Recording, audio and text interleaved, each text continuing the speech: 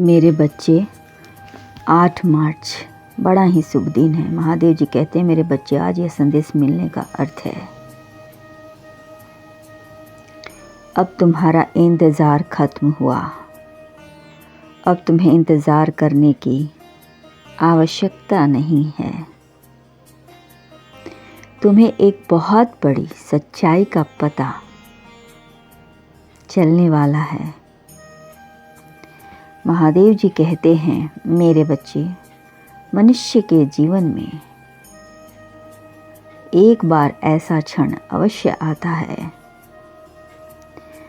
जब वह जो चाहता है उसे प्राप्त हो जाता है। मेरे बच्चे, तुम्हारा भी वही समय निकट आ गया है। तुम्हारी शुभ घड़ी आ चुकी है। तुम्हारा इंतज़ार की घड़ी अब समाप्त हो चुकी है। मैं तुम्हें उस पल के बारे में बताने आया हूँ, उस व्यक्ति के बारे में बताने आया हूँ जिससे तुम बेहद प्रेम करती हो,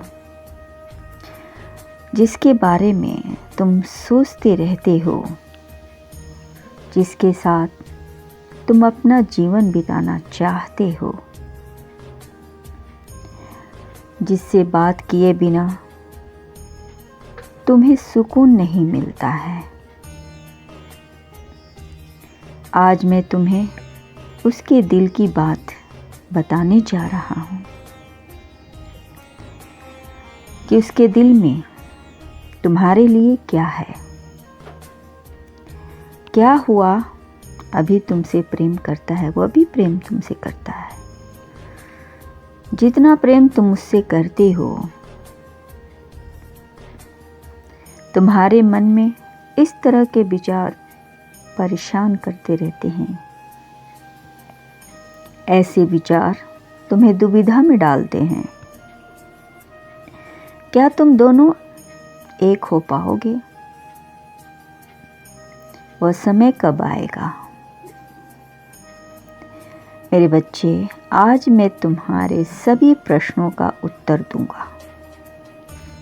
मेरे बच्चे, जिस व्यक्ति से तुम प्रेम करते हो वह भी तुमसे उतना ही प्रेम करता है। वह भी तुम्हें अपना जीवन साथी बनाना चाहता है ताकि तुम उसके साथ सदैव रहो। महादेव जी के संदेश को प्राप्त करने के लिए हमारे चैनल को सब्सक्राइब करें और कमेंट में हर हर महादेव लिखें ताकि आपका प्रेमी से जुड़ा सभी जानकारी आपको प्राप्त हो सके। मेरे बच्चे, मैं भी तुमसे बेहद प्रेम करता हूँ। हर समय प्रयास कर रहा हूँ जिससे तुम हमेशा के लिए एक हो जाओ। हर संभव कोशिश कर रहा हूँ तुम्हारे साथ रहने के लिए। उसका तुमसे जुड़ना नियति का इशारा है। आप हर क्षण उसके साथ जीना चाहते हैं तो 555 टाइप करें। मैं जानता हूँ कि उसे भी तुम्हारे साथ रहकर बहुत खुशी मिलती है। तुम्हारा व्यवहार उसको प्रभावित करता है। वो तुमसे बातें कर कर के उसकी हर तकलीफ दूर हो जाती है, दूर कर देता है। कभी कभी तुम्हारा प्रेमी बहुत ज़्यादा दुखी होता है।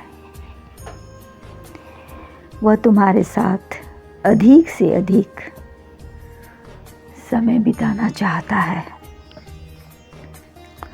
कभी कभी वह निराश हो जाता है, सोचता है कि यह हो पाएगा या नहीं, क्योंकि उसके जीवन में पारिवारिक समस्याएं भी चल रही हैं।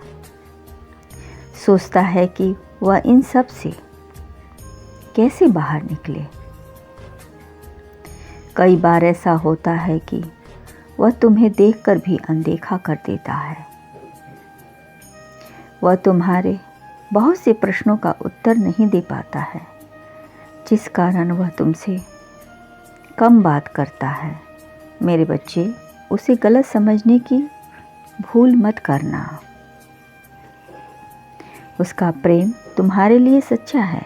परिस्थितियों के कारण वह परेशान हो जाता है,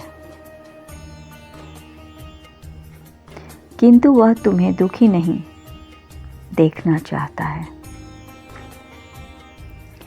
वह तुम्हारी खुशियों के लिए मुझसे प्रार्थना करता है। यदि तुम दोनों साथ रहना चाहते हो तो यह संभव होगा। मेरे बच्चे, मैं जानता हूँ कि तुम किस सोच में ही डूबे रहते हो। तुम अकेले रोते हो। रोने से किसी का भला नहीं होता, किसी समस्या का समाधान नहीं होता और ना ही किसी का दुख दूर होता है, चाहे तुम्हारी कितनी भी बड़ी पीड़ा क्यों ना हो। रोने से पीड़ा खत्म नहीं होगी मेरे बच्चे। तुम्हारे मन की हर बात मैं जानता हूँ। तुम्हारे मन की कोई बात मुझसे नहीं छुपी है। रोते समय जो तुम्हारी पीड़ा होती है वह मुझे देख नहीं जाती मुझसे। मुझे तुम्हारी उस पीड़ा का एहसास है। तुम्हारी इस पीड़ा को देखते हुए आज मैं तुम्हारी मदद करने आया हूँ। तुम्हारे मन में जो भी विश्वास, श्रद्धा और ज्योति जाग रही है,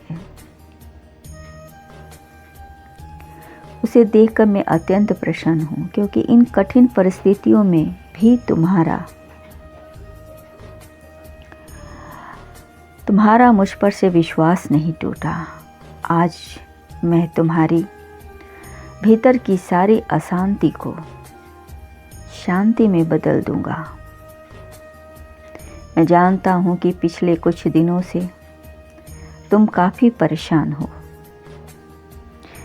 उस सब परेशानी के दौरान किसी का प्यार छूटा तो किसी का परिवार छूटा। अब मैं तुम्हें सब कुछ वापस देने आया हूँ।